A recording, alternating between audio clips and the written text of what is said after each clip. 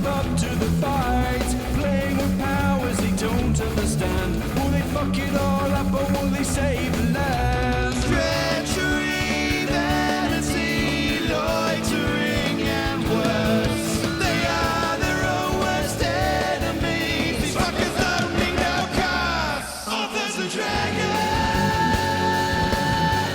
Authors and dragons.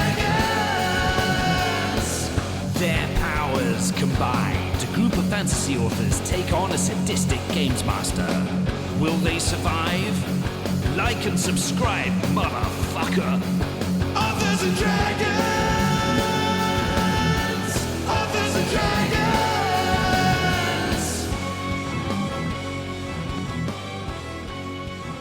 Hi there, I'm John Hartness, and I'll be playing the role of Fandingo the Fantastical. In real life, I write a whole bunch of different series, including Quincy Harker Demon Hunter. The most recent release, Angel of Harlem, is available now for your reading pleasure. Hi, I'm Joseph Brassi. I play Bjorg Bjornsson, enthusiastic and violent barbarian, and not the mysterious Owlbear, a story of forbidden love. In real life, I was an author of the Mongoliad Project, and my books Skyfarer and Dragon Road are available from Angry Robot Books. Go buy that shit right now. Hey everyone, I'm Rick Walteri, and I would wish you a Merry Christmas, except Toreg says that's a sin, so I won't. And in real life, I write several series, but my newest ones, which hopefully will be coming out soon, are Strange Days, Bill of the Dead 1, and Bent Out of Shape, The Hybrid of High Moon 2. Hello, friends. My name is Robert Bevan.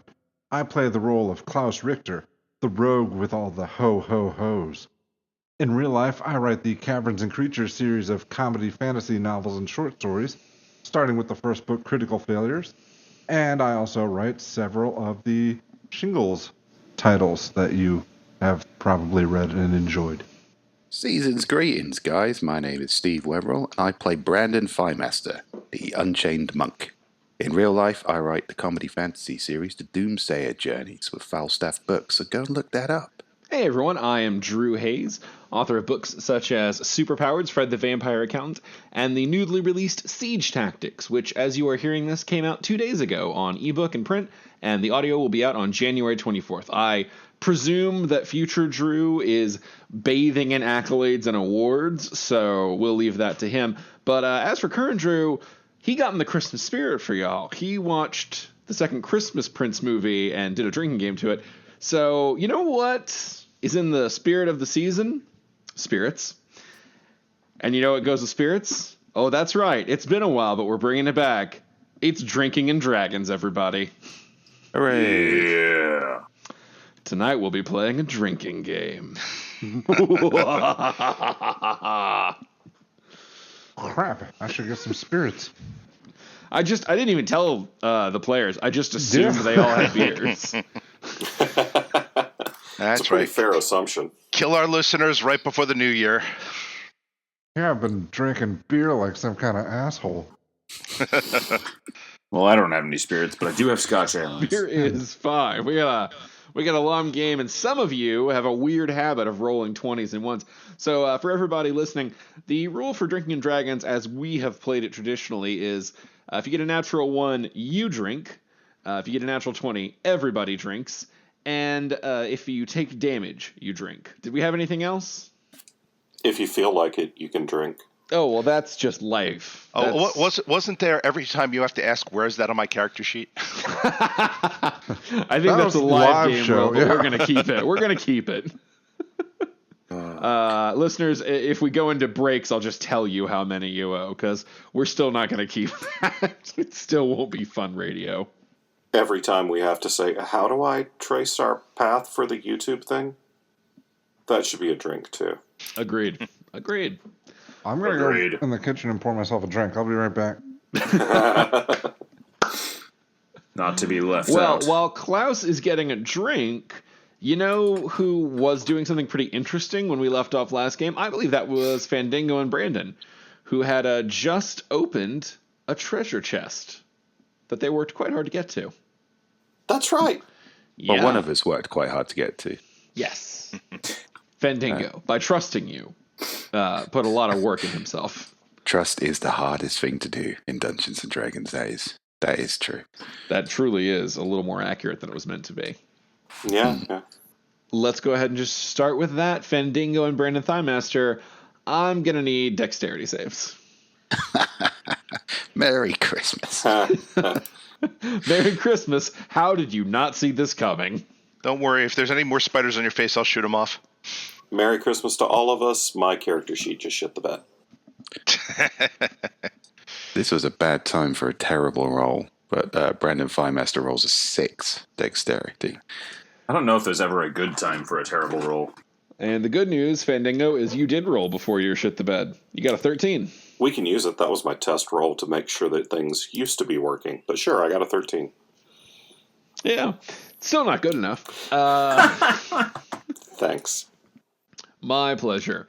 You are both blinded as an explosion of what seems to be just like whiteness. It just bursts all over you from the treasure chest. Let's see. Who is conscious? What kind of racist trap is this?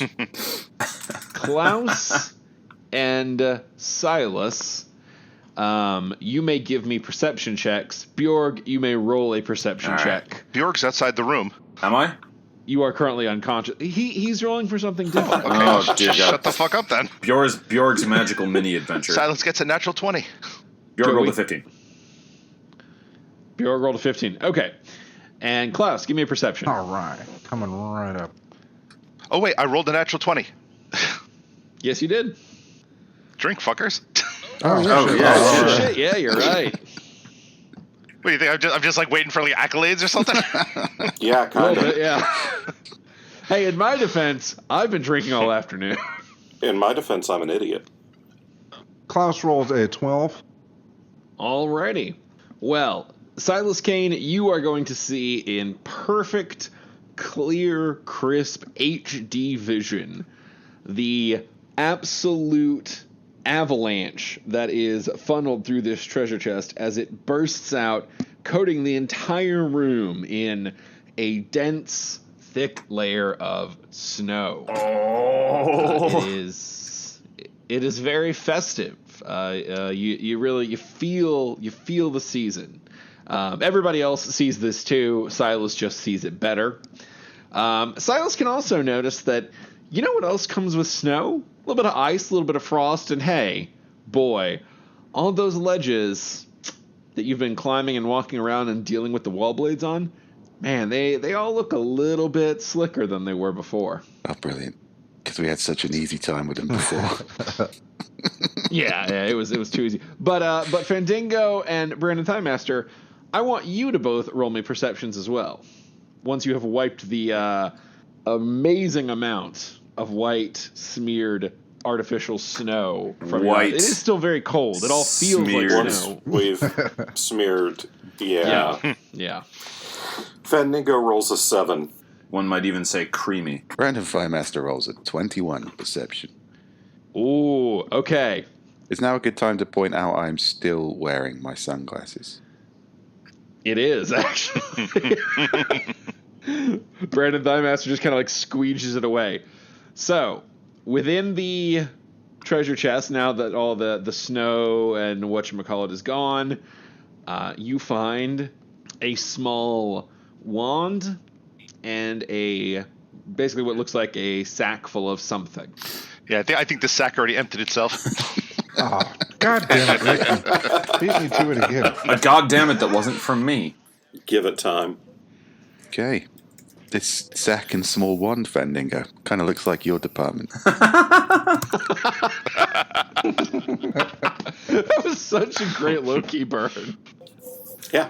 All right. Fendingo will grab the small sack and thin, narrow, short wand. No, the sack's not small. The sack is rather bulbous. Which only serves to make the wand look smaller. Can I try a knowledge arcana to see what kind of wand it is? You may. Fendingo rolls an 18. What the It's hell? a gnome dick. This is not like a super hard one. It is a wand of frost. It is capable of low-level magical spells, often used by explorers to freeze their food in like basically if they need it to last longer. It's a small amount of freezing power on the go. You can't really weaponize it, but it does have a tremendous amount of freezing potential. It just comes out very slowly. So Comes out very knowing slowly. that and what you just saw, basically this has probably been building a charge since it was last used, and it just exploded all of that magical energy out at once. All over my face. Oh yeah. You and Brandon's face, and it coated the whole room. It has been a long time since this wand saw release. That's one frustrated wand. We've all been there. All right. I'll tuck that away in my bag of holding and look in the bulging, bulbous sack. You find more Gentronome bucks. Hey, how many Gentronome bucks are in there?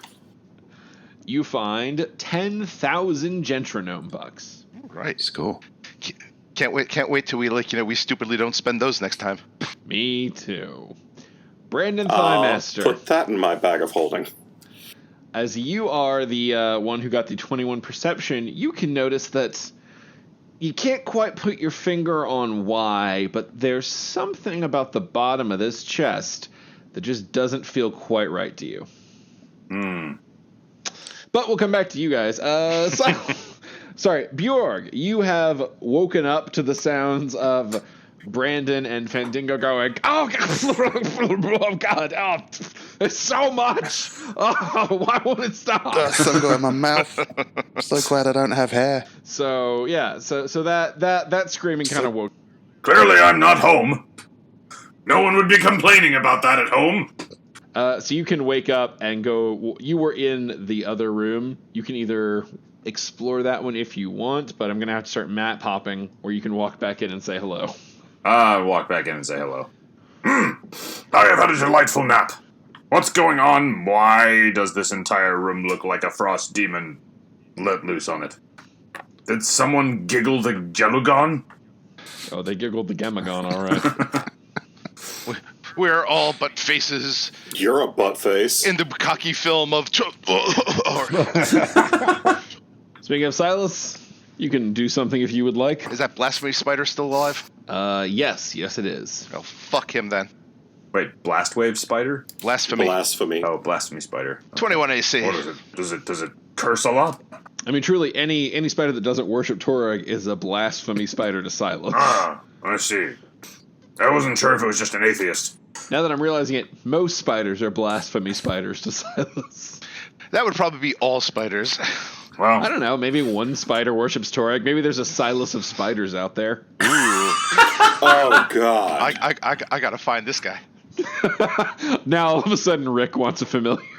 Yeah. somewhere out there, yeah, because, Silas couldn't get any worse. He's got to have a familiar that's a fucking spider. An evangelical spider. A spider that can actually speak his god's name, but it sounds like a spider, so it's like a... I mean, it's not great, but it's still better than listening to more Silas. Yeah, every time I squeeze it, it's just like. That's even worse. For the record, yeah, Silas, you definitely hit with that. All right, 13 damage. All right. The arrow hits it and pings off, and the spider is, still skittering around. Oh, then another one for him. 26 AC. That will hit. For another 13. And, whoo, you take off a good chunk of it, but it's still moving. Bjorg is looking down at the display, going, this seems rather pointless. Klaus! I got a bunch of wounds, and now they got ice on them, so I'm probably good for now. Yeah, honestly, this is a blessing for you. You are just laying in this bath of whiteness and soaking it in. Well, that's disturbing.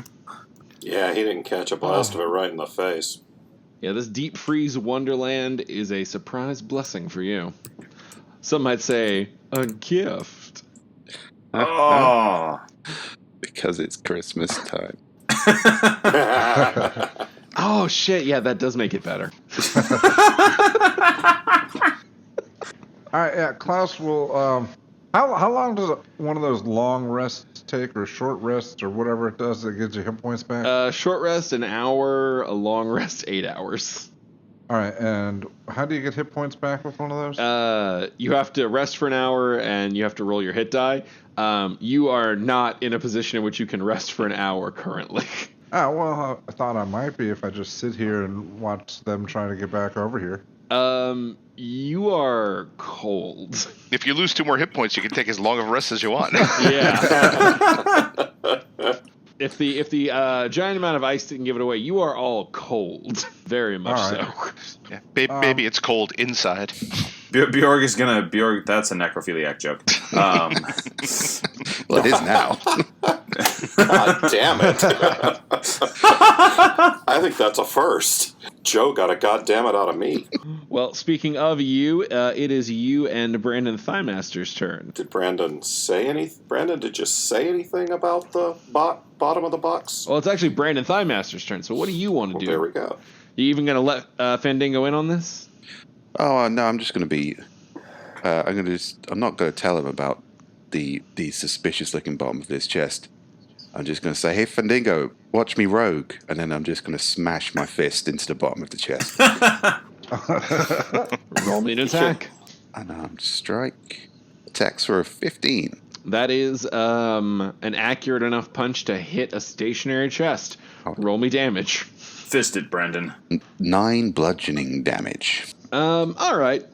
What the hell? We won't make this go too long. You punch it in a way that knocks it askew and reveals that there was a false bottom. And you can kind of slide the thing aside, and you find a strange mechanical-looking key device. Normally, you have to go to Los Angeles to find all these false bottoms. I'm drinking to that. Look at me, Fandango. I'm a rogue. That's really good, Brandon, but doesn't Klaus always do that with his face? Yeah, I thought I'd try something new out. Amateur. You're already too good at being a rogue to be Klaus. Anyway, there's some kind of a fancy key in there.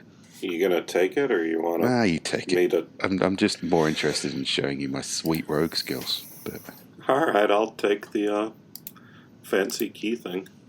Okay. You have a strange key. Does it look anything like the key with gems and shit that I already have? It does not. Okay. I would have referenced that. That wouldn't be strange. I can't count on you thinking that we'll remember anything we've ever had in our inventory. Yeah, no, that is very fair. Honestly, the idea that I would remember things in your inventory is a bit of a stretch. There's a reason we all write down in inventory. I actually had a signal horn somewhere in there. I keep waiting for the opportunity to Bjorg to just kind of pull it out and blow it. Why do you need an opportunity? Yeah. Every day is an opportunity. Good point. All right. Bjorg's going to pull out his signal horn and blow it. You all hear the great blaring of a signal horn rise from the doorway.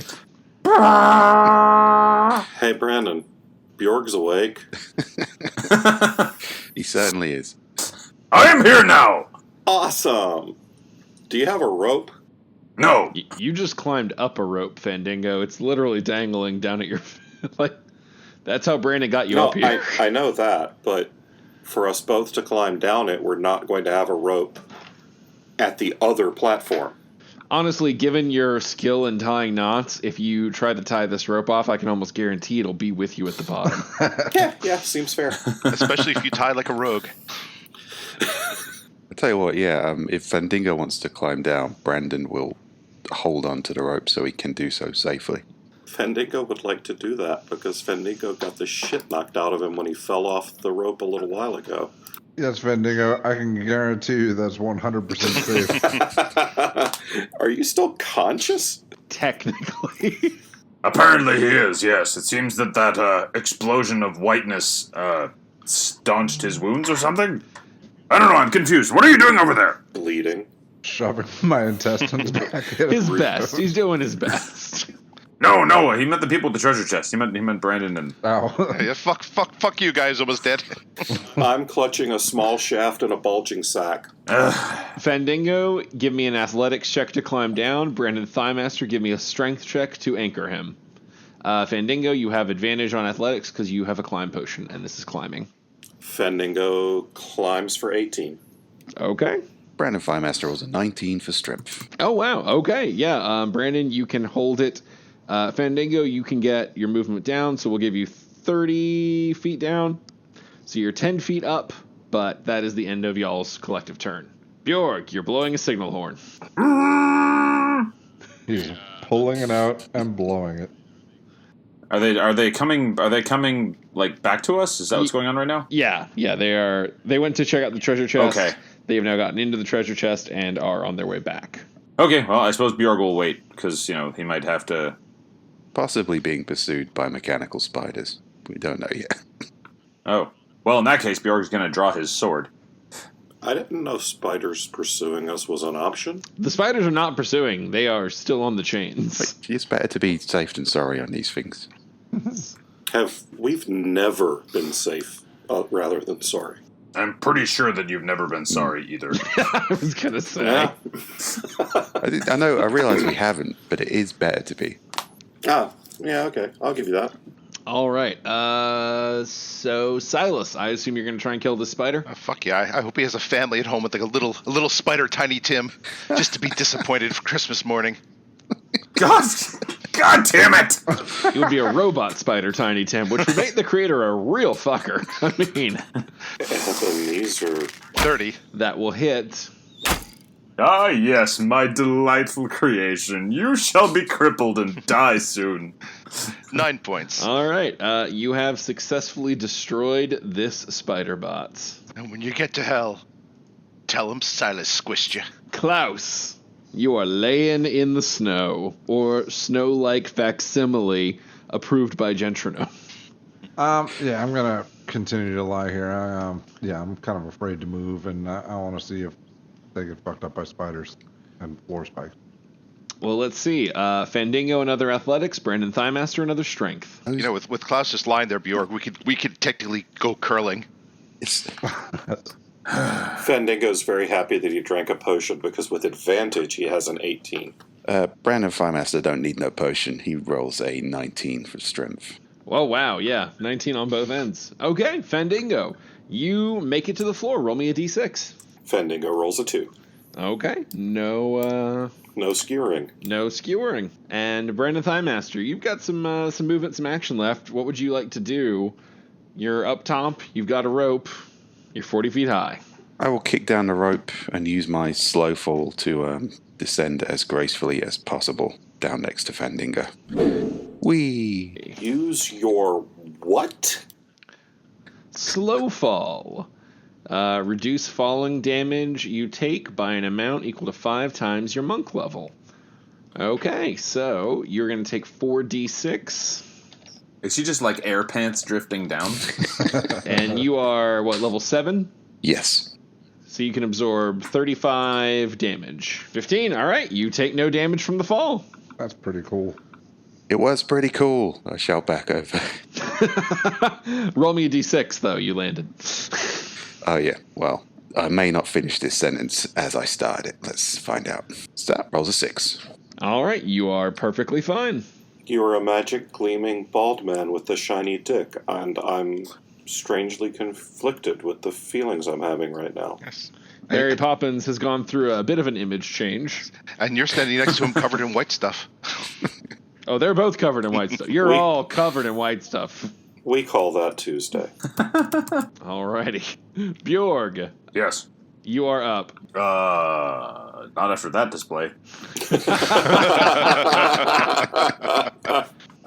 Okay, so they're just like headed back over. Yeah, they're walking over. We can skip you guys if you don't want to do anything. We can just let Brandon and Fandango. We'll RP all of that out and then move on to you guys. Yeah, that'll do. That'll be faster than having to cycle through your turn. Okay. So Brandon and Fandango, what is your game plan? You are on the ground. You have a rope. I guess. Am I able to use my Step of the Wind jumping ability whilst carrying Fandango? Or is that stretched too far? Let me see Step of the Wind real quick. Doubles your jump distance. Doesn't say anything about being able to increase your carrying weight. Well, what's your strength? I am a half-elf. I'm small. Strength's actually not that good. It's 15. Oh, well, see ya. And then I jump away. It's like Mary Poppins fucked the Hulk. Before I do that, I'll toss one of my potions to Fandango. He probably needs it more than me. All right, are you going for long jump or high jump? Long jump. Long jump. You can cover a number of feet up to your strength score if you move at least 10 feet on foot immediately before the jump. I believe I have the athlete background, which should half my run-up capability. Oh, so you only have to go 5 feet. Mm-hmm. Okay. Then you're going to have to eat at least one square, and then you can jump. Providing I don't get a spike through my foot, which will probably fuck that jump right up. Okay, no spike through my foot, and then a jump of 30 feet, I guess. Whee! With exactly that level of laconicness. Well, this is kind of old news by now. I've been doing this a lot. Yay. If we stick the landing. You got to roll me a d6 for the landing, too. 3. Stick the landing. All right, that's not a spike. Yeah, I guess that's my turn done. All right. Fandingo. So I can use my full turn to move 60 feet, right? That is correct if you use a dash. And will I still have a bonus action? Yes. Awesome. Don't forget you've got a Gentronome healing potion in your inventory now, should you need it. I have 3 Gentronome healing potions in my inventory now. All right. And enough Gentronome bucks to buy plenty more. All right. Fandingo's going to follow that path and run 55 feet. Okay, that will be 11 d6s. 5, 3, 5. Ow, 1. Ow, 1. 2, 2. 5, 5, 4, 2. Okay, roll me 2 dex saves. 4. 4. Oh, finally, Klaus has something to be entertained by. Wow. Okay, so Fandingo, you take 7 and 4 respectively. So that's 2 drinks for you, by the way. And for any listeners at home who, I guess, identify with Fandingo and decide to drink with his damage. Ow. So yeah, Fandingo did not roll well. He was running back. The first floor spike caught him in the foot, causing him to stumble back into the second floor spike, after which he started paying attention again. But yeah, that was a rough round on his toesies. I will drink to his damage. But since I have a bonus action, I will cast Mass Healing Word, and target. Klaus is down on the floor with us, right? No. Yeah, incorrect. He nat 20'd his grappling hook bullshit and got up to the top. Okay.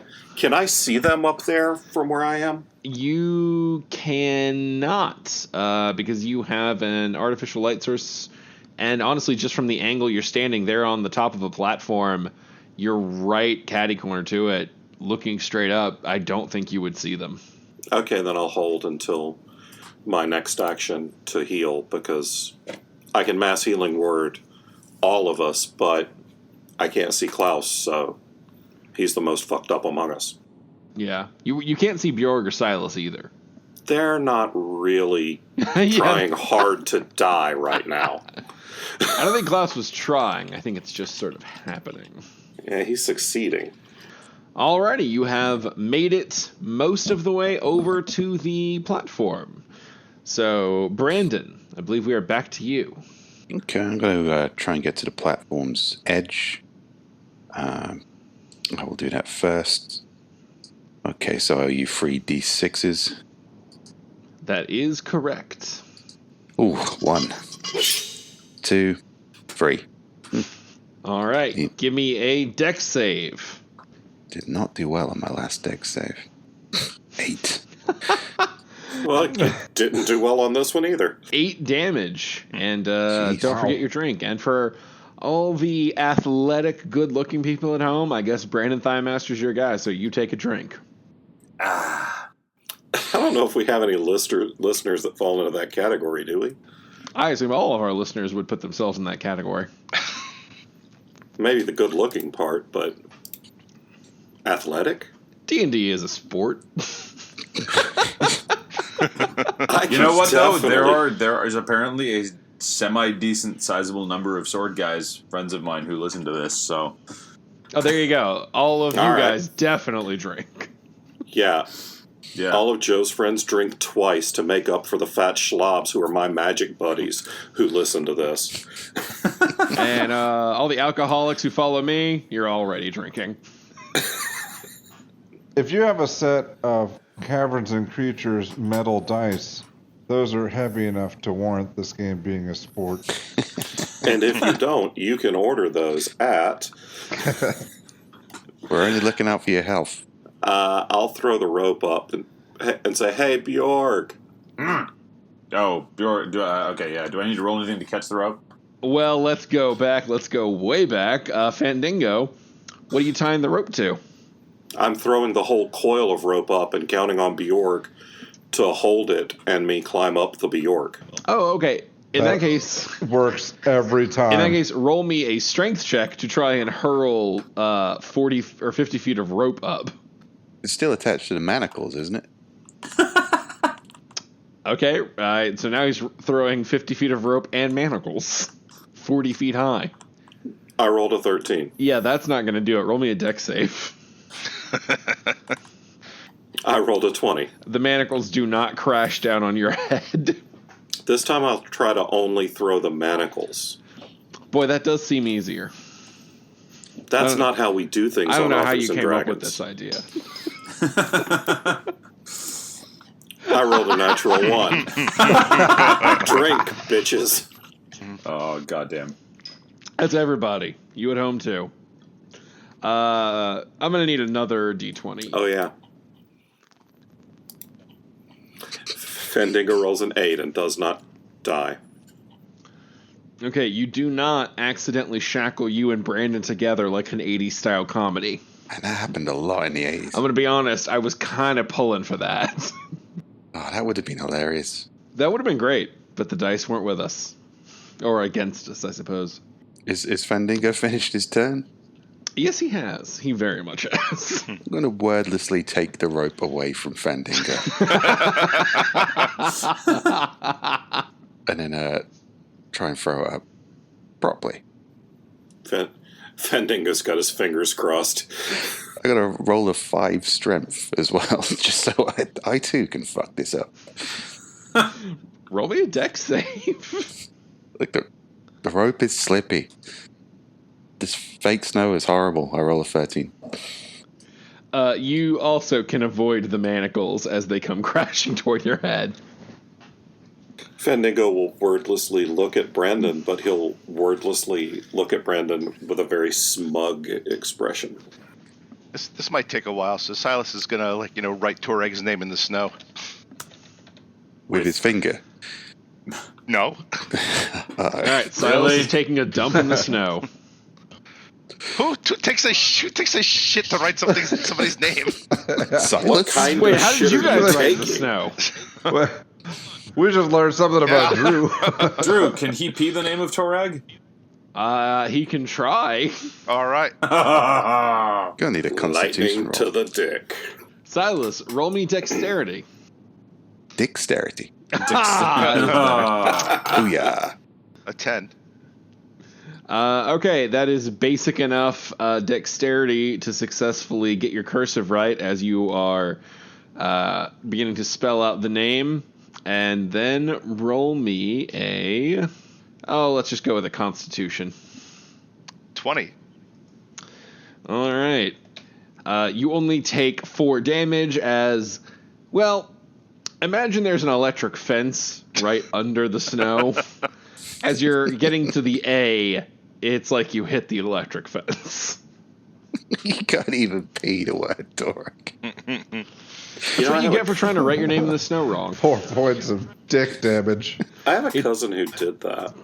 Wrote the name Torag in the snow with his turds. Weirdly specific. No, peed on an electric fence. Nice. What happened to him? Intentionally or No. just made a bad call? He didn't know it was an electric fence. Fortunately, the stream of pee was interrupted, so he just got a shock in the dick. It wasn't like it electrocuted his dick. Look, I actually feel for that guy. Sometimes you're peeing on something and there's a surprise. That's how I peed on a horse. How the fuck do you think the horse felt? It was pretty goddamn surprised, to the too. dick. No, the horse made me pee on it. The horse made that was this decision. before or after you shit somebody's name in the snow? That's a story I never, ever want to hear. Yeah, the turd thing was a joke. The horse thing is for real. A goddamn horse made me pee on it. He's like, You little Made you. bitch. you better piss on me. I only do this because I love you, Drew. I will do this one quickly. It was a back road on a late Lubbock night after a long night of drinking. It always My is. friend was driving me to the next bar. I'm very drunk. I have to pee. It's once you're outside the loop in Lubbock, it's just dirt roads and shit, or it was at the time. So we just pull over. There's like 3 strips of barbed wire and some planks of wood nailed in, and this is a fence, quote unquote. So I start peeing.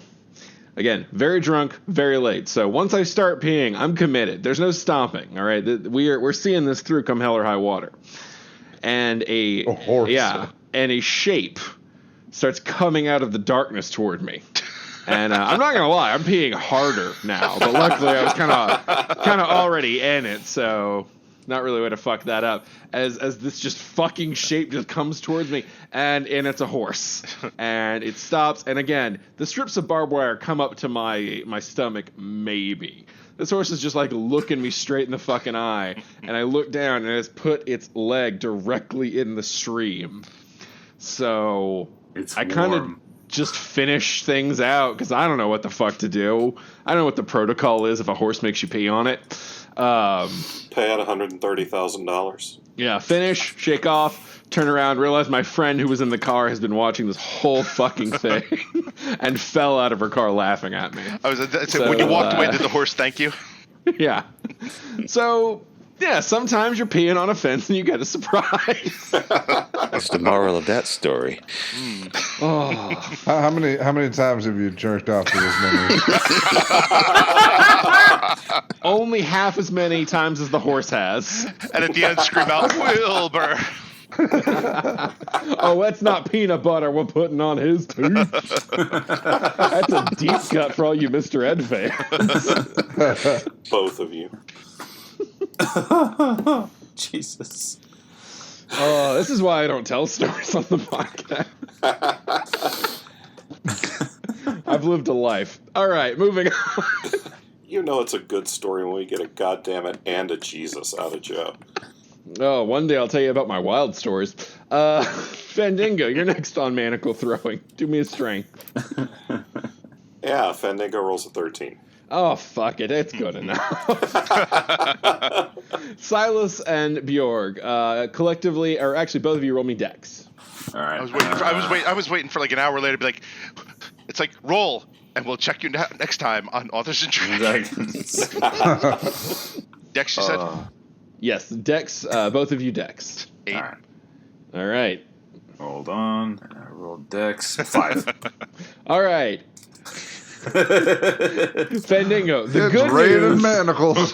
you get the manacles high enough. You use like a little elbow grease. You throw some swing into it. You get them up, and Bjorg and Silas both grab for them and completely miss I was busy zipping up. as they just come slamming back to the ground. Oh my Fandango God. rolls a 16 for a dex save. You and Brandon are very entitled to side eye if you would so like. What do I have to roll to side eye? Oh, that's an automatic. You're a bard. Yeah, that's true. That's a class feature if ever there was one. Fandango casts Shade. Brandon Thighmaster, would you like to take another crack at throwing manacles? I would, yes. Really bad roll. I roll a 7. Jesus. So after seeing Fandango succeed, after he has failed, Brandon Thighmaster gets way too like overeager to prove himself and lets go too early, and it just like fucking flings up and cracks against the wall and runs down. That's still a test shot. Brandon, you need to be able to get it up. We're sure this doesn't count as a long rest.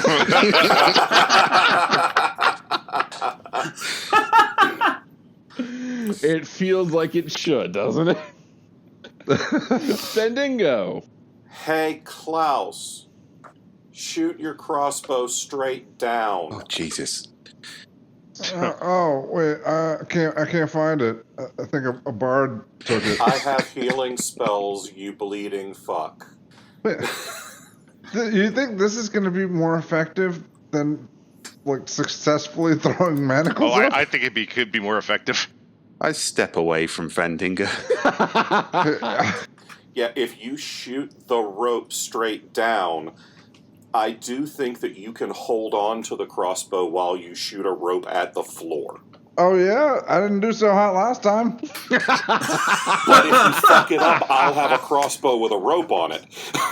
I feel like I missed something important. Not really. What stupidity were you up to last time? All right, so Fandango, are you just going to try and talk to Klaus, or are you going to do anything? I mean, yeah, go ahead and take your turn and try it again, and I'll shoot you with my crossbow next time.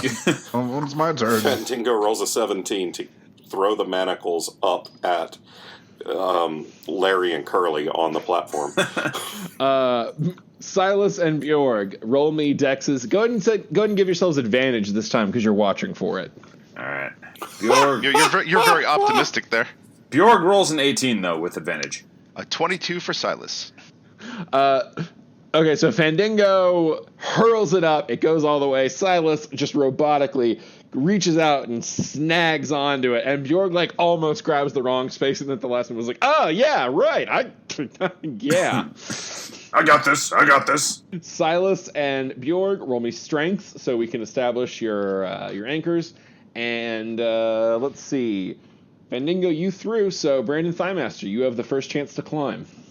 Bjorg rolls a 21 strength. Nice. Silas gets a 13 strength. Also respectable. And with advantage, Brandon rolls a 20 athletics. And what is your speed? I don't reduce climb speed because I have the athlete background. My speed is 40. Oh yeah, I've also got the potion, so... Yeah, the potion is the main one. So, yeah, with the potion, you are able to get entirely up onto the platform. Entirely up. Whee! Look at me, guys. I'm entirely up. Those potions are super useful in this room. Go figure. There really should be a negative for all the oil on his body. Fandango. All I need is an athletics check. And a miracle. Fandango nat 20s his athletics check. Everybody drink. Woohoo! I think 1 was supposed to be only you drink, but fuck that. Everybody drink on 1 and 20. Everybody drinks. Sometimes. Oh my god. All right, you know what? I've been saving this. Now is the time. I bought... The Kroger near my house does a thing where you can do like a variety pack from loose bottles. And so I got a Not Your Father's Fruit Punch beer to try at some point. And by God, if I'm not going to try it live on the Christmas episode, where the fuck is my holiday spirit? Crack that bad boy open. John, you successfully are able to get all the way up to the top of the platform. Holy shit, guys. You have all made it to the other side of the trap room. Take a moment and give yourselves a hand. God. Fandango, do you still want me to shoot you? Nah, I'm good, thanks. All right. Do you still want me to heal you? Yeah. I'll get back to you. Yeah, that's actually a good question. Fandango, would you like to heal Klaus before you go exploring the new room, or you just want to play that as it lies? I want to heal Klaus and then take a long rest so I get my spells back, but... Well, this is a mass healing, right? No, now that I'm next to you, I'm going to use Cure Wounds and power it up. We can't long rest here. It's covered in ice, and I am mostly naked. Ooh, that is both good and bad somehow. That's fair. The fruit punch, not Brandon's clothing situation. All right. Fandango heals Klaus for 15. That's a start, thank you. And Fandango's going to heal him. Oh, I can only cast one spell around. Or are we just hanging out? We're out of initiative. Yeah, your initiative was basically just for tracking your turn order as you moved through the room. Now that you're all clustered up, you can burn spells kind of as you want. It's not comfortable enough in here to rest, but it is comfortable enough to do your basic shit. Why don't we get out of this room? Alright, Fendingo will heal himself for 6, and then we can... Now that Bjork's awake, I've got somebody to hide behind in combat, so I feel better. I am good to go. All right, are you guys sure? You feel like you've investigated every part of this room that you want to? I didn't want to investigate much of it at all. Well, This room has investigated every part of me. This is the trap room, man. This was your place to shine. was. I did not shine. You glistened. You whatever blood in light looks like, you did that. Yeah, we should probably mention we found a mechanical-looking key in here. Did anyone find some kind of mechanical-looking keyhole in their various travels? In your mom. Bend over, Silas. I don't think that's where it goes. Or is it? No, it's Silas, you were on that weird middle platform. Did you see anything there? Other than your doom? I see my doom everywhere. I wonder if this key opens the cage with the really evil thing in it back in the other room. Maybe it's the key to our hearts. You don't have a heart. Oh, that was cold. So is the room. Speaking of cold, let's get the fuck out of here. fair enough. All right, you guys can all step through and into the next room, which we will see next time on Authors and Dragon. Dun dun dun. That's right, folks. We know we've been running kind of long on the game sessions on these, so since it's Christmas time and, we wanted to have a little bit more engagement, we've wrapped that up. We're going to go ahead and put a little more time on the questions this week. Spend some more time with you folks. I thought you were going to say, this is Christmas time. Fuck you. We're not going to actually do the thing you tune in to listen to. We're just going to talk about Since it's questions. Christmas time, we recorded a whole episode, but we're not going to air that. We're just doing the questions part.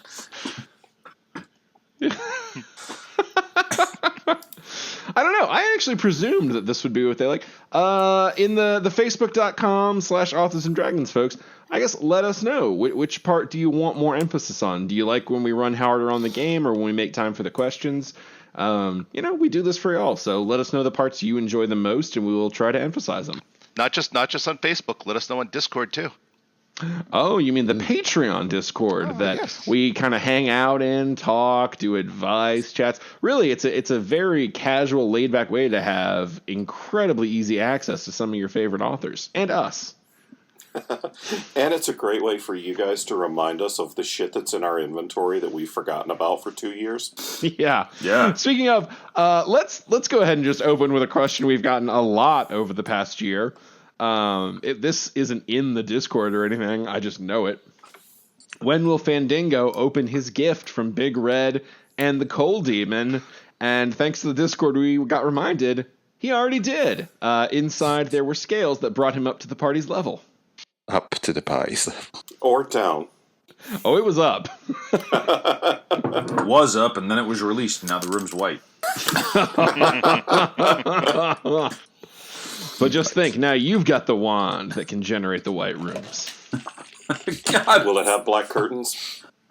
Honestly, when I thought of festiveness, I was like, I'll just make it snowy. And then we went down the Bukake Road, and sometimes you've just got to steer in. There's no coming back from that road. Gotta grab it by the horns. There was no not going down that road.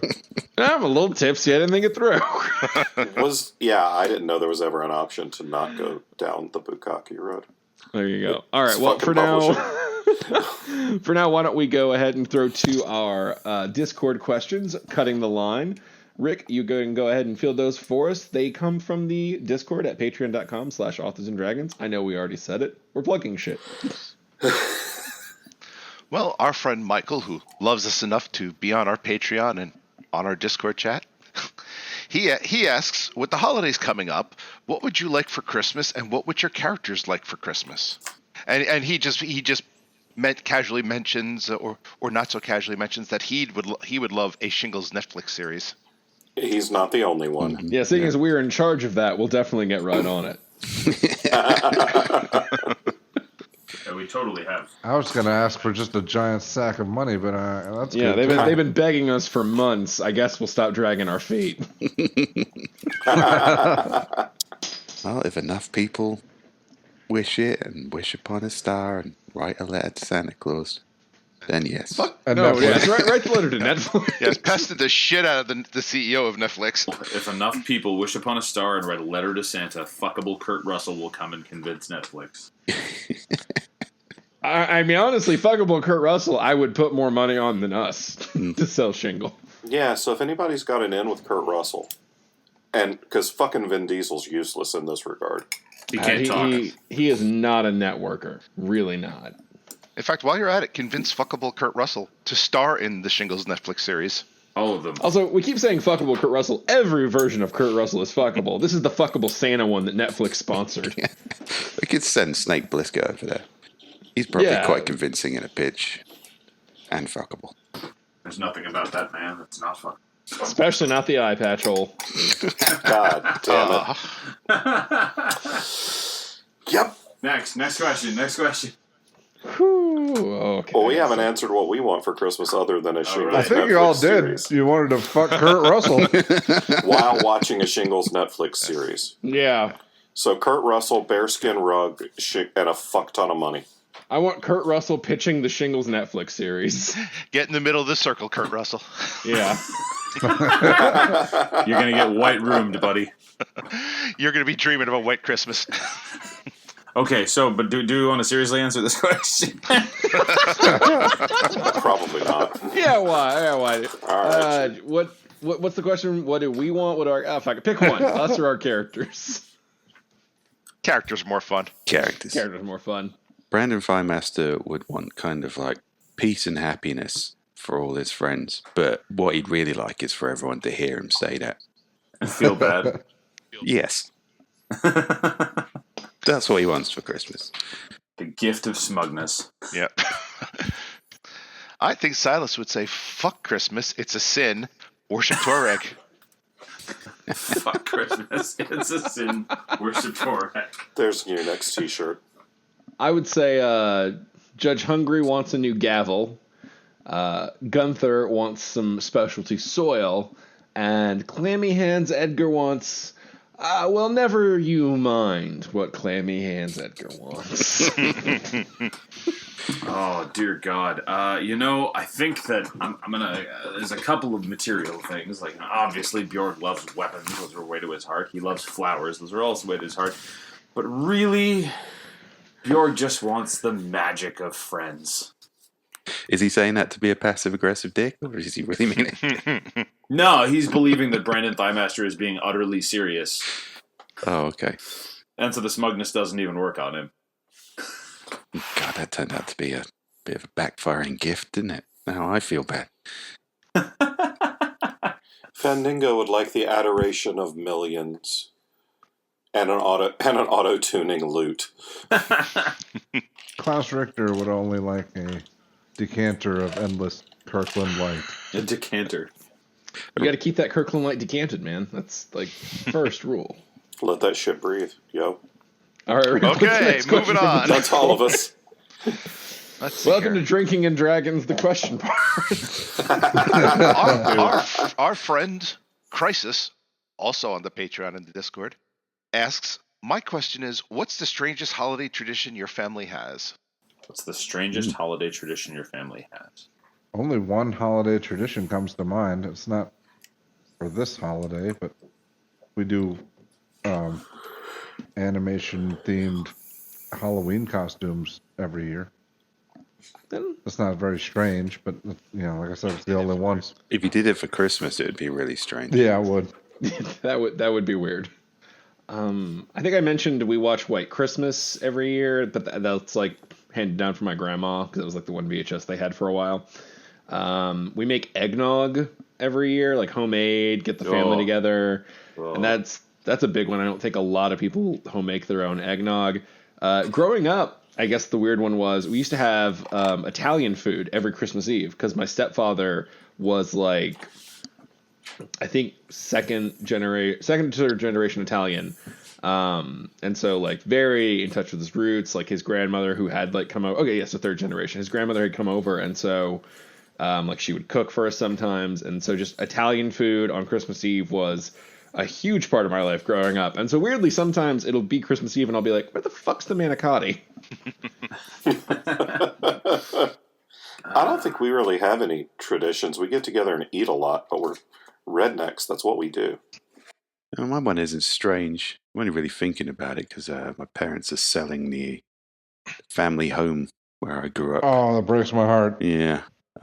We used to have this tradition because my dad was one of those dads who liked to camcorder everything badly. So we would line up on Christmas morning outside the door and he would call us in one by one to open up presents. It was a very nice memory, a very nice little tradition we had when we were small children. But it wasn't strange. It became more awkward after you turned 30. I'd still do it. I might do it this year, seeing it will be the last Christmas in that house. I might just turn up at the door. Not even Where's my tell shit? Yeah. Yeah, I don't think we have any strange ones either. I mean, well, what we used to do was like, Thanksgiving we'd have a turkey, and then Christmas we'd have a turkey. But one year we got sick of it, so we did bacon wrapped filet mignon and like homemade penny vodka, and that's just been Christmas dinner ever since then. Fuck yeah. I don't know. My family doesn't have that many weird traditions. There's that one where we like strip naked and cover ourselves in chicken blood, but that's not strange. Basically, No, everybody does that, man. Yeah, It's everyone. just- It's in vogue. No, we now. never talk about it, but yeah. Yeah, naked graveyard chicken blood. But anyway, I'm trying to think. There's my cousins, like my aunt and uncle on my mom's side have this beautiful dairy farm, and there's like 5 kids. They had 5. I have 5 cousins, and all of them are married now, and they all have like 5+ kids. So the house is full of like 20+, children running around. And they do the gift exchange every year, where every kid has like pulls a name out of the hat of another kid in the family, and they get a gift for him. I mean, I'll exchange it on Christmas Eve, but for some reason, the thing that's sticking in my head is I have a cousin who goes game hunting and basically brings back some sort of hunted meat that he has turned into some weird concoction. And then we stand outside around a fire pit that is actually a giant metal piece of mining equipment in the middle of a field, and drink and eat the elk kebabs wrapped around jalapenos. Nice. That is a weirdly specific tradition. Does the mining equipment still work? No, it's actually really cool. They've been setting it on fire for years, John. It's good quality American steel. No, it's this like giant metallic. I think it's almost like the inside of a giant excavator wheel or something. Like the one of the things that the treads roll over, and it's just this hollow giant 3-4 inch thick metal disc that they just plunk down in the yard, and they use it as a fire pit. It works for that. Huh. Yeah. I'm not sure how legal it is. Oh, I'm feeling all festive now. Yeah, well, I want to go kill an elk. Wrap it around a jalapeno. Elk, elf, potato. Gonna strangle an elf, as is my Christmas tradition. Yeah, it's like, what's your Where's the big man, motherfucker? What's your Christmas tradition? Oh, elf choking. Yeah. We go out into the woods, we find a Christmas elf, we kill it. It's like, you know elves aren't real, don't you? Oh my God, who have I been strangling? There's so many bodies in the bottom of this hole. You should look closer. Hey, Daddy, why do we have an elf in the shelf with the bottom hollowed out? That's Daddy's special elf to choke. Jesus! I got a call, girl. She knows the drill. Put on the ears and come on over. All right, Rick, we got anybody else in the Discord? All right, that's probably enough of the Discord. Joe, why don't you take us over to the Facebook at facebook.com/authors and dragons. And yes, I know we already plugged it. It's the end of the year, people. Give us a break. All right, let's see here. We got some good ones this time. Here's a good one. Our friend Shlomi says, "What is your go-to trick / excuse to avoid a family dinner?" Shlomi, why are you trying to expose us? Easy. Move to Georgia. I'll have to try that one. You know, the good part about growing up in a culture where everybody highly values red meat and alcohol, nobody really asks questions if you duck into the bathroom for half an hour. That makes, yeah.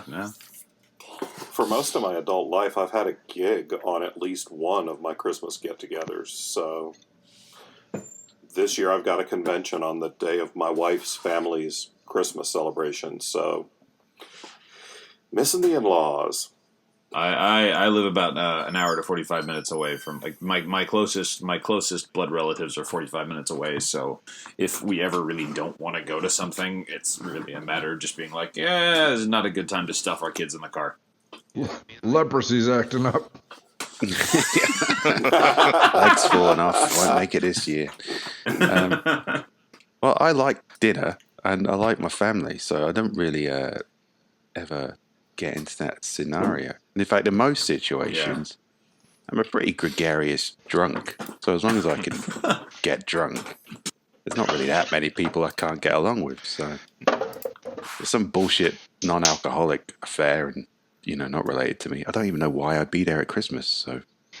Yeah, we just don't really talk to any of them anymore. At this point, I think we've driven them all away, or they've driven us away. And the only thing that usually winds up happening is, we sometimes have a few who try to show up here on Christmas Eve, which then makes us kind of like turn off the lights and pretend we're not home. and hope they get the hint. But they're not falling for that this year. They're coming in the basement Because this they're year. surely listening to this podcast. Yep. Every week we're getting a new question. Rick, why don't you talk to us anymore? Okay. Our friend Dan says, "Hey guys, I'm not sure if this has already been asked, but what are some of your favorite board games? Also, Joe, any updates on a Dragon Road audiobook?" No updates as yet. It's complicated, but as soon as I know, you guys will know. I don't know how many times I have to tell you guys to fucking play Hero Quest. Go and play Hero Quest. Yeah, but getting a copy is hard. That's not my problem. That's their problem. Next question. Oh no, I've got some fucking board games. Well, you can take my slot because I don't really have board games. So Go ahead. Oh man, okay. You know what? I'm just gonna go look at what I've been playing lately. I'll take it while he's looking. I've been playing with a group of guys in the neighborhood here lately, and sometimes we'll play D&D, but they're big board game geeks, so I've been getting introduced to a lot of new stuff. And my favorite that we've played recently is called I think it's called Seven Wonders. It's a card-based game, and I don't know if it's because I won both times I played it so far, or because it's just genuinely fun. But yeah, I've enjoyed that one. I was going to say, Bevan, next time you play, if it's either for clothes or money, you might find it much less fun. For a drinking board game, I will go with Red Dragon Inn, because it is literally a board game in which you're making your respective characters take drinks, so it's a very easy one to do. Elder Sign's fun if you can get a good group together for a cooperative game. I love Sheriff of Nottingham because it's all about lying to people, and oh man, it's a really fun one. I've had some spectacular shit, and I think I've lost a game. Number 9 is great for quick building ones. Red Flags would be my major suggestion if you want something cheap, quick, and you're a little bit burned out on the Cards Against Humanity judge mechanic. It kind of flips the script around. It makes it into like a funny dating game and puts a lot more theater on the selling of it. So Red Flags is a good, quick, cheap one if you want a good stocking stuffer. I've been playing a game, like one of my go-tos when I pull out a game is it's called Suro.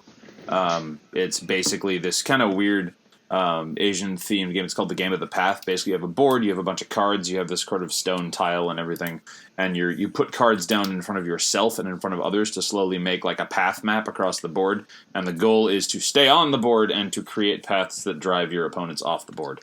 Field sobriety test the game. I've heard good things about Settlers of Mars, too. Terraforming Mars. And there's apparently a game about raising cows. There's a game about everything. Cows. I mean, there's a game called Bears versus Babies, which is also pretty fun. I will have to find that. It's from the Oatmeal. Same people who made Exploding Kittens. All right. Let's see here. Okay, let's see here. Our friend Daniel asks, will we ever get to hear the whimsical musings of Lord Farnsworth Butterbiscuits again? Maybe this should be like a Patreon thing. If you guys pay for me to go back to England, and I'll go there and do an episode. You can only do that voice on British soil. Well, that's the point. I'd feel like a whore if I did it here. I don't know, man. I think there's some serious potential in Lord Farnsworth Butterbiscuits doing reviews. But he can only do them while he's in England. I think we should say if they pay for all of us to go to England, we will do an entire A&D game With all of us. Yes. Everyone. Yes, everyone. Everybody is Farnsworth. You know what? I'll back that. Yeah. If we fund a British A&D game, we will all come in with the worst accents we can manage. Okay, our friend Jeff says, if you write yourself into a corner you don't want to be in, what's the best way to get out? Go back and to the point where you fucked it up and don't do that. Yeah, that's honestly the truth. I mean, there's a reason you do a lot of revision on a book. Sometimes you just have to change shit midstream. Yeah. There's the delete key, buddy. You go back and find the point of no return, and then you go from there. It depends on the corner. You know? Yeah, I kind of like corners. I mean, that it's I look at them as opportunities. It's the sort of thing where if I give it and like a few hours thought, I might be able to think of some clever way for the character to get out of there, which makes the character look really clever because they got out of it in however long it took them. Do you know what I'm saying? Yeah. All right. Yeah. Yeah, more. This is what comes when you can't find that solution. Yeah, more than once I've written like an outline or something and been like, okay, and how he gets out of that, that's future Rick's problem. I had an incident once where I'd written my characters into a corner. And I thought, man, there's no way for them to get out of this alive. So I just killed one of them. That I wasn't, it's a perfectly good character who I quite liked, but them's the breaks character. Sorry. Yeah, I ran into that in the last Quincy Harker book, which should be releasing before the end of the year. You can probably pre-order it now. But I was like, there's literally no way they can win this. Cheat. Time to cheat. The characters will fucking cheat. Okay. That's Done. fair. Okay, let's see here. Mark, our friend Mark, says, just because I want John to push off my fuck you, Mark, another week, I'm going to ask a really hard one. Who is the favorite character that you've created? Fuck you, Mark. Fuck you, Mark. Fuck you, Mark. Oh. Fuck you, Mark. You're my favorite character, Matt. And we created. You Mark fuck. Nice one, Yoda. This fruit punch is killing me, y'all. This is not good. Oh, holy shit. That beer was 9.2. Okay. For me, my favorite character is Lila Grace, the protagonist of the book Amazing Grace that I wrote last year. I really like that character. She is a lot of the women that I grew up with. So, yeah, that's my favorite character is her. This is a hard one to quantify because I have different favorites in different things. Like I have a different favorite protagonist. I have a different favorite villain. I have a different favorite comic relief. It's a lot of different roles. So maybe pick a favorite role that one filled and that character. Because I feel like if we try and pick favorite overall, we're going to be here all night. Yeah. Okay. So maybe favorite villain, favorite protagonist, favorite supporting character. Favorite something. Favorite something that sticks out in your mind for a reason. All right. I can respect that. Duke White Power. It was funny. That book was funny. Protagonist, villain, or supporting character? Is he all three? Yes. Yeah. Go for it. My favorite character at the moment, I don't have a Duke White Power character. If I'd written Duke White Power, he would have been my favorite character. Is Hand and Strike, because most of my characters are they start as a joke and then I develop them. And I thought I developed Handon as much as I possibly could. But I started writing with it, and it's one of those kind of rare moments where a character surprises you.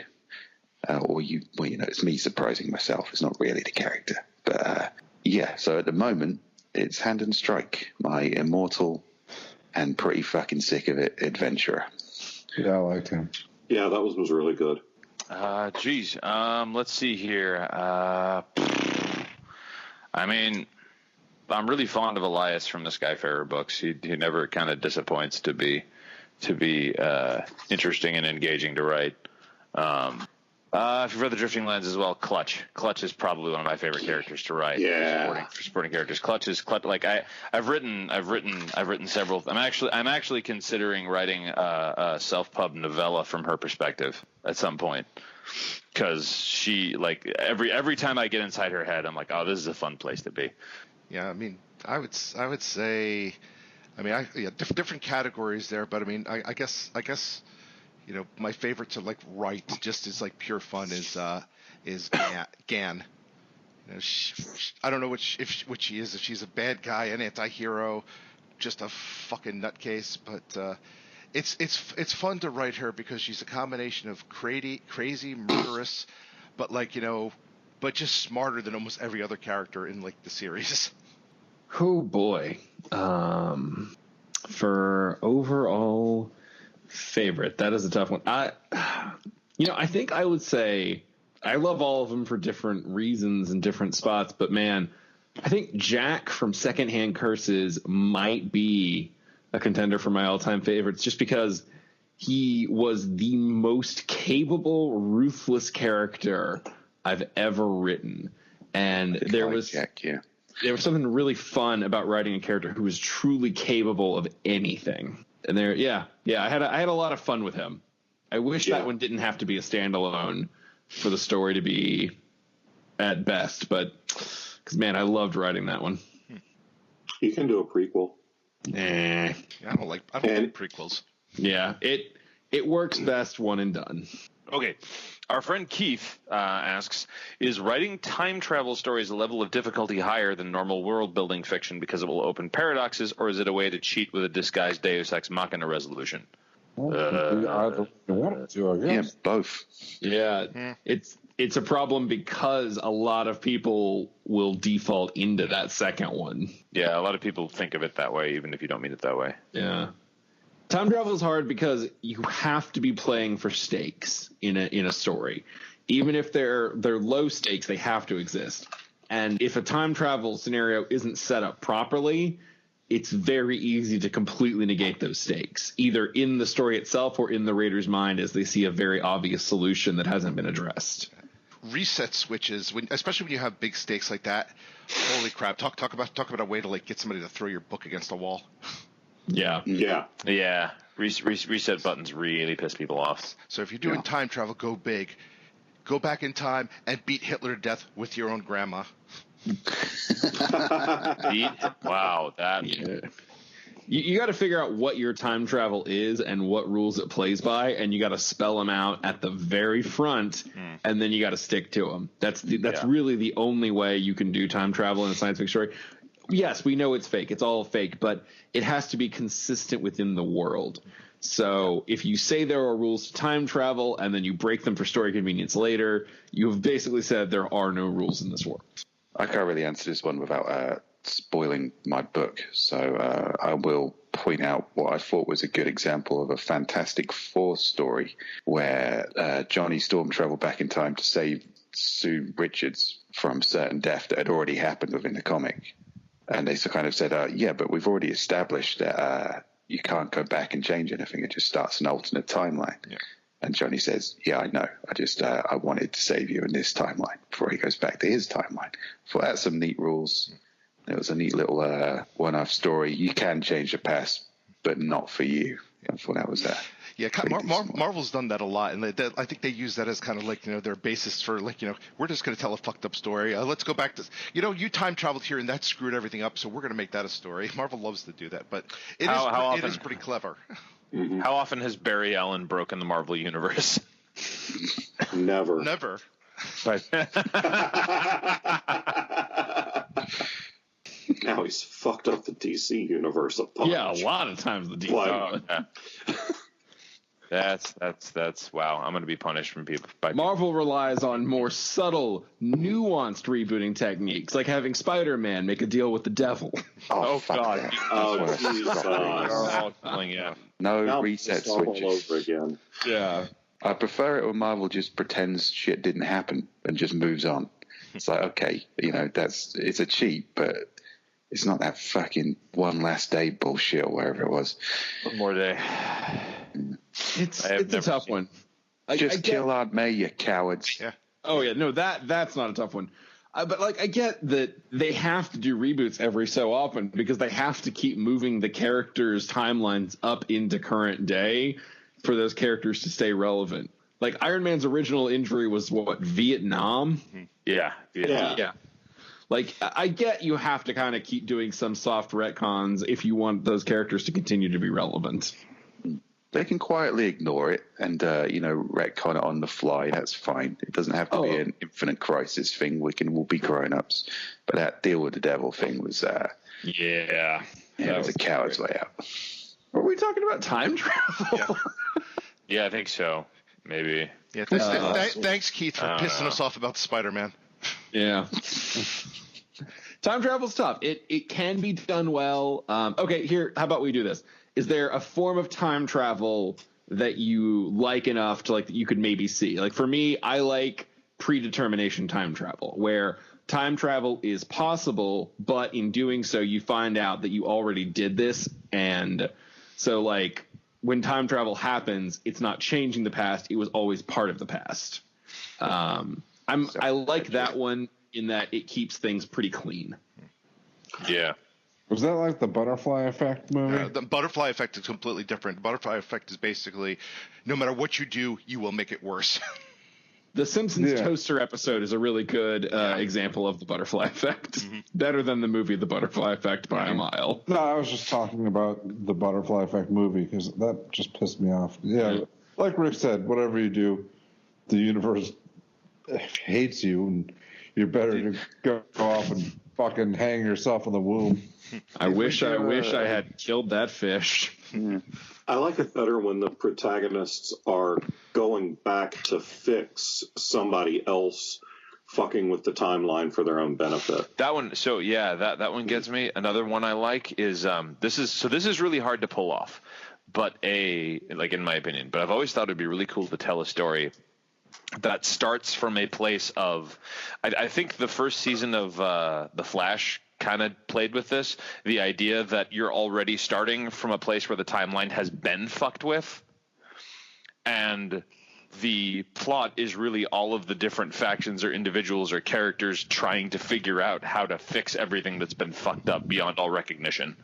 I'm publishing a book just like that in January.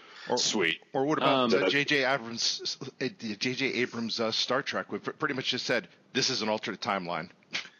Actually, if you guys have ever read the comic book, I know the movie was fucking dog shit, but Wanted, the comic book, is straight up about a very DC Marvel-esque world. They hint, but they don't. Copyright proofed versions of that. In which the villains straight up did that. They used reality and memory manipulation to just change everybody's memory and remember them as the secret society. They basically fucked with the timeline and won. And all of that comic book is just people living in a world where that's happened. Ooh. Yeah, the comic was so much more interesting than the movies. I'm not necessarily going to say better. There's a lot of shit in there that's not going to sit well with different readers, but as a concept, it was way, way more fucking complex than that movie ever came close to. Yeah, that sounds really good. Oh yeah, as a story bones, it was really interesting to read. I kind of like stories that are a bit of a mix, where there's certain key focal points in time you cannot change, but the rest is malleable. Because I don't know, the predetermination ones, I don't know. I'm not a fan of those, only because it's kind of like, okay, we're watching this just to see this person stop themselves from doing whatever it is.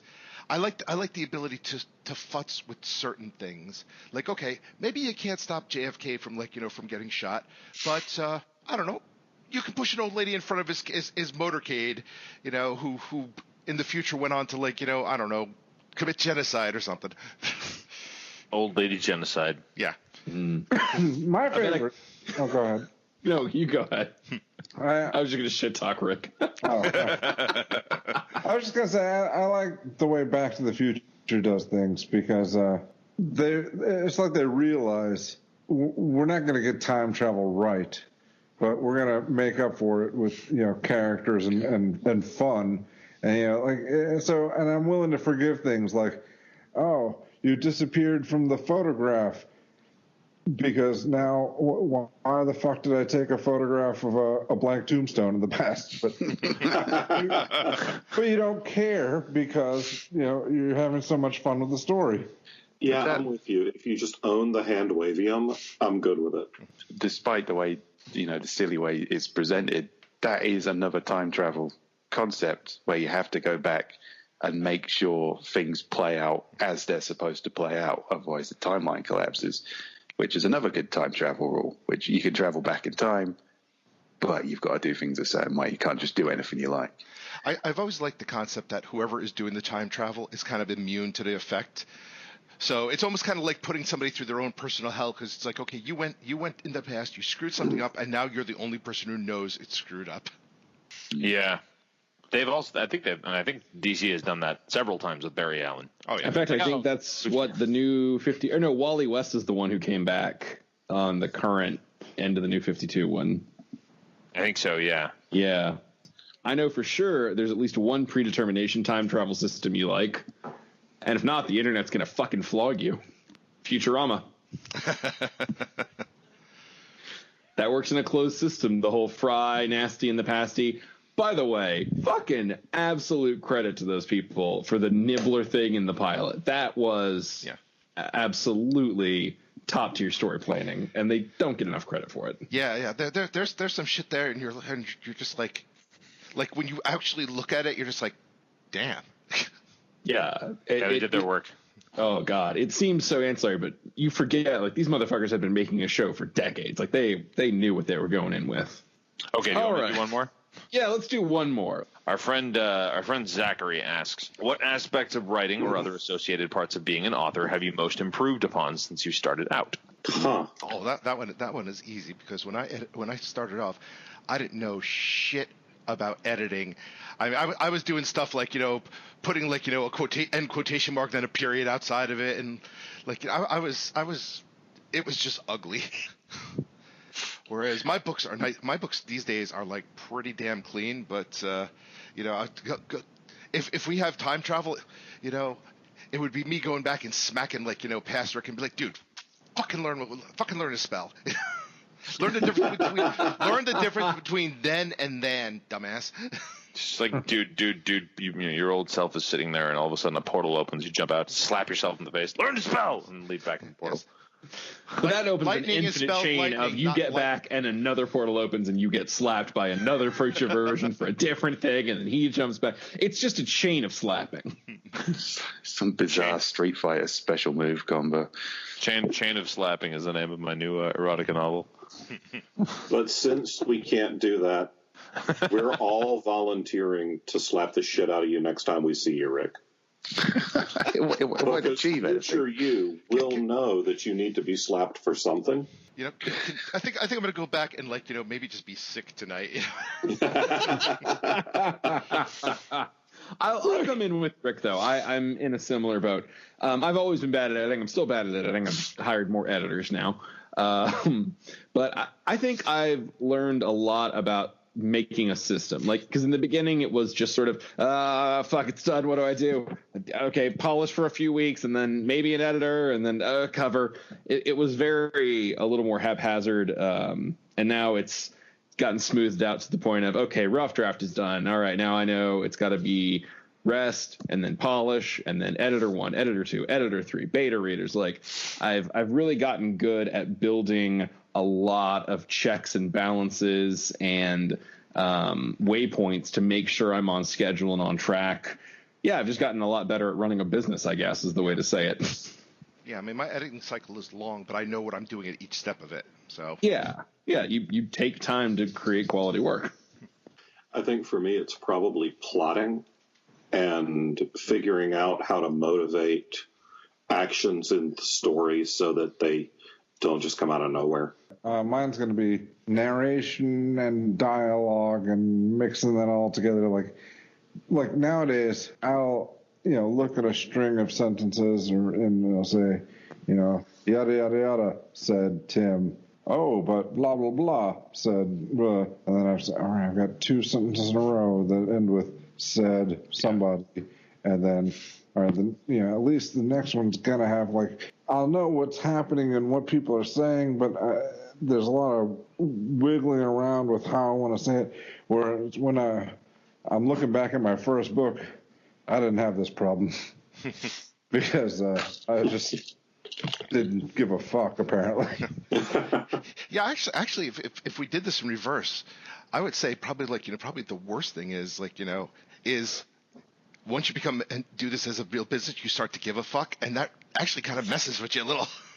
Yeah, it's true. Yeah. I mean, the points in which I like to say Pairs and Perils is sort of a special book for me because it existed when I knew just enough to have a baseline idea of what I was doing, but not enough to be afraid of the consequences of everything I wrote.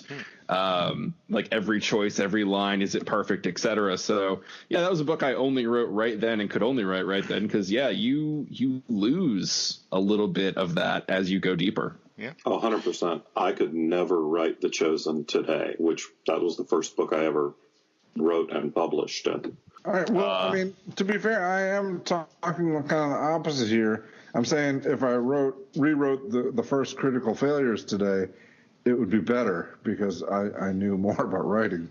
yeah, absolutely. Yes, but what we're saying is you didn't give a shit back then. Yeah. So for me, the thing that I've gotten better at is finishing things, like just straight up sitting down and plowing through something. In the beginning, I didn't really have that.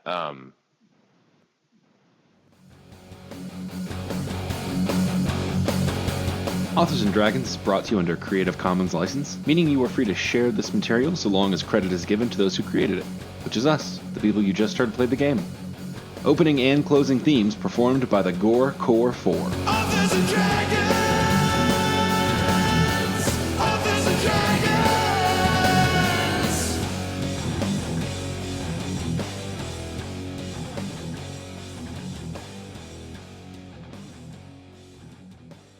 Ah!